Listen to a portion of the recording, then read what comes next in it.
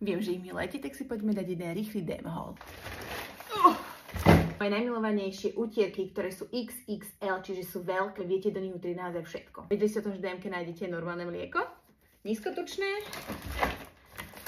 ale aj plnotučné. Ďalšie utierky, my ich využívame naozaj veľa, tieto dávame do auta. V DMke nájdete aj výbornú basmati rýžu. Že nejeme moc sladké, tak jedinú čokoládu, ktorú kúpim, je horká a v DMke majú túto, je fakt výborná. Potom som si tam kúpila v tejto limitke tieto bambusové napichovatka. Toto si musíte kúpiť. Je to nejaká novinka, ja som tam predtým nevidela, ale má geniálne zloženie. Takáto pita, alebo skôr by som to nazvala ako taký podklad na pizzu. Dávajú tam už iba kečup, šunku, syr. Klasika, ja milujem ich masky na tvár. Kúpila som si takéto niečo na upravovanie obočia, ale ešte som to neskúšala. Vyzerá to dobre. Tieto šaty doma milujeme, sú výborné. Majú ešte takéto cviklové. Zobrala som matačky na vlasy. Na vlasy však používať nebudem.